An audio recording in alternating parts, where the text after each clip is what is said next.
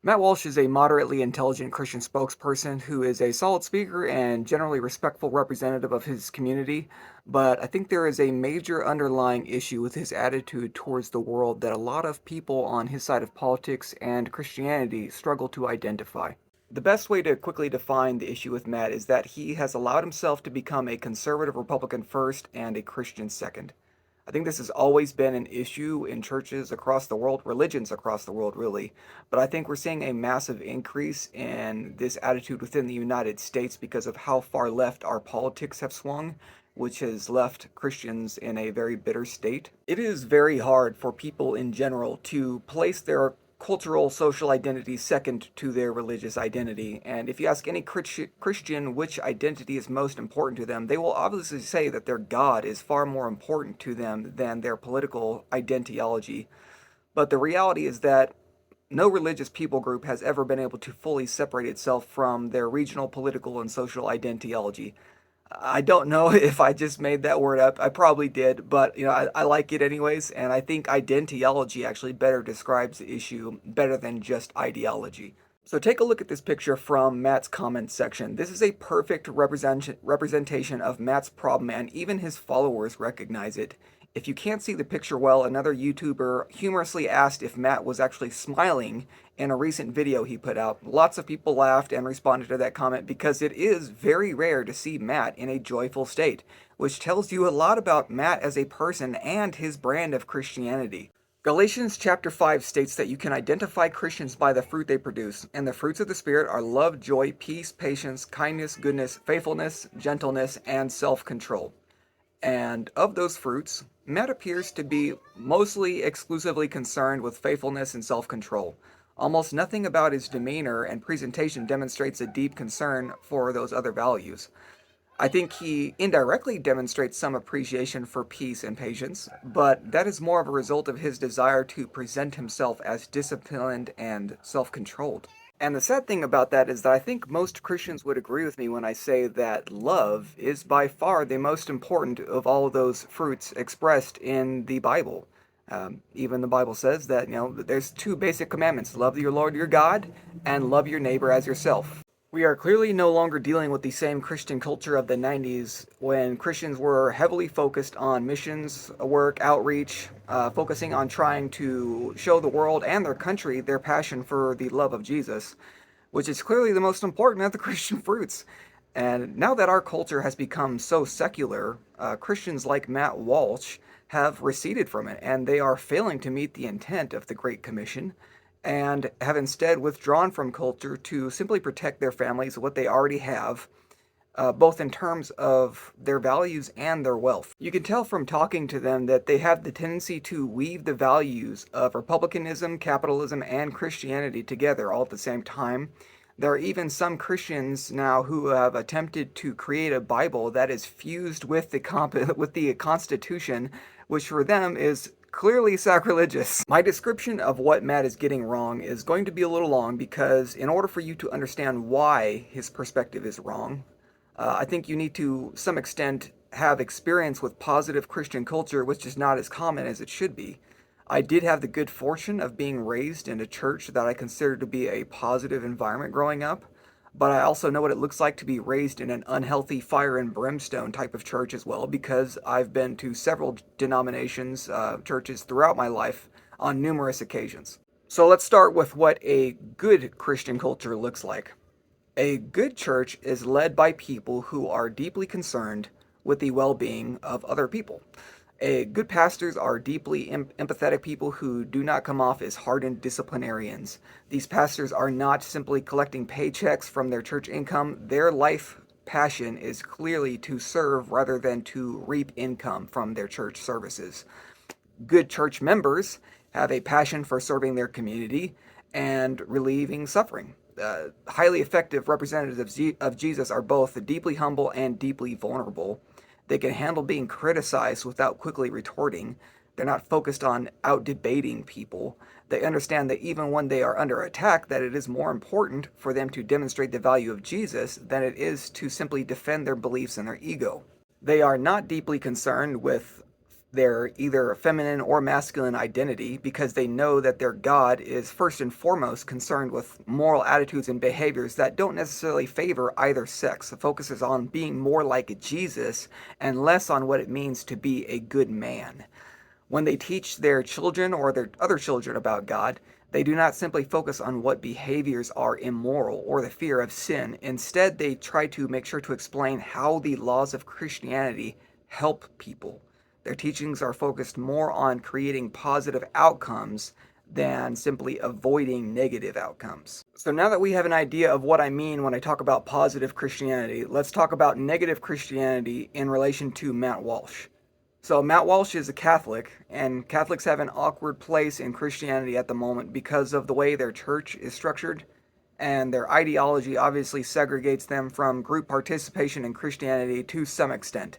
Catholics have a more historically influenced theology and culture, and that can have the tendency to make them operate and think similarly to more rigid Southern Baptists, where they become very legalistic in their mentality and lose sight of the positive components of Christianity. This is part of the reason why you hear so many horror stories of people who have basically hate Christianity after attending Catholic schools. It's also partially the reason why priests aren't allowed to marry, which has led into some of the other issues that they've been experiencing as well. Now, with Matt Walsh, and I guess not just Matt Walsh, but a lot of Christians, there's also a partially a personality issue that comes into play, because if I had to guess, Walsh's personality type is probably ESTJ on the Myers-Briggs test. If you don't know what that means, ESTJ stands for extroverted, sensing, thinking, and judging. Basically, people with a combination of personality attributes described as sensing and judging they tend to be highly disciplined and structured, hardworking, and highly culturally integrated people. They are a big part of the social glue of society. And with this personality type, basically, so long as you retain the respect of someone with sensing, judging characteristics, they will likely rarely question the ideas you put forward. They are comfortable with following so long as their respect for you is sustained. It's also especially true for people with this personality type that they tend to be absurdly stubborn towards people who they do not have respect or trust for. They have a strong sense of cultural identity, which is tied to all of their values, and they have the tendency to perceive people as either in or out of that cultural group, which makes it very difficult to reason with them if they don't think that you're a part of it. Now, with every strength comes a weakness, and so their natural weakness, because of these strengths, is that they are also the most easily radicalized and brainwashed, probably, of all personality types. Because they are so naturally disciplined, it is hard for people like Walsh to empathize with people who do not have the same level of discipline. They are naturally inclined toward having a legalistic view of Christianity, so they are comfortable with rules and rule following, and because of that, it is hard for them to reason with people who are not comfortable with simply following along with rules that work for them. They are much more focused on practicalities than on rationalities. That isn't to say that they cannot be rational people, it just means that they are more inclined to be rational within systems of thinking that they are already comfortable with. But they are not good at being rational when it comes to asking them to think outside of the box. This is a natural conundrum that Christianity in general is faced with. Because it has so many rules, it is most likely that rule-oriented people will be attracted to it and stick with it. But rule-oriented people are also less likely to retain their focus on the mercy and love component of Christianity. And you can see that through Matt Walsh's demeanor, that this is exactly what he struggles with. If you watch his videos, you can easily get a sense that there is an underlying feeling of irritability and bitterness in the tone which he discusses most of his ideas. Jesus Christ was clearly a much different personality type than Matt Walsh. A Myers-Briggs personality test would probably classify Jesus as an ENFJ, which stands for extroverted, intuitive, feeling, judging personality type. His views on love and self-sacrifice were radical, not just for Jews, but for all people of that time, and even now. He was highly disciplined, but he was also deeply concerned with caring for the well-being of others. He was focused on taking action in a way that could functionally change the way the world operates. So not a whole lot of tradition in the way Jesus taught. Unfortunately, because there are so many rules in Christianity, and because it takes so much discipline to comply with Jesus' perfect example, people like Matt Walsh, those kinds of personalities, are most inclined to embrace Christianity, which means that the radical love of Jesus naturally tends to be ignored or glossed over in favor of teaching people about conforming to Christian legalism within the church. So we've talked about the failures of Matt Walsh's Catholicism and how his personality intertwines with Catholicism in a way that is just creates mutual negativity.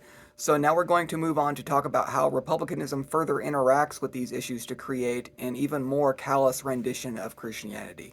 Christians blatantly ignore the fact that Christ and nearly all of the first disciples and apostles had to suffer immensely to promote the values of Jesus. And they ignore the fact that there are values promoted by Republicans that contradict the Bible. They do praise Jesus for his sacrifice, but they fail to set aside their own selfishness to show the same level of commitment.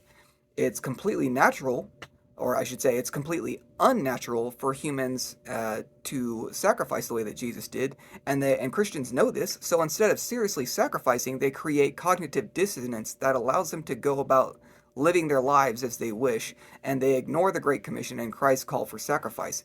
They pretend like the parable in Matthew 19 of the sinless rich man has only minimal application to their lifestyle. The Republican values of most modern Christians teach them that we should be praised for being economically productive, and that it is morally admirable to engage in the luxury that your hard work creates, which is in direct contradiction to the examples given in the Bible. Christians do their best to ignore the fact that Christ was extremely charitable and that he praised people who gave to the church even when they had nothing to give. For them, it's much more important to be someone who generates wealth than it is to be someone who is charitable, because one of those things serves our selfish needs while the other does not. So to summarize the problem with Matt Walsh's brand of Christianity, his personality attributes in combination with his conservative cultural upbringing naturally serve to turn people away from his religion instead of convert them.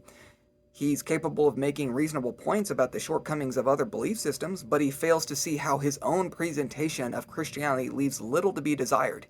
He is less like Jesus and more like a disciplinarian focused on expressing his disgust with people.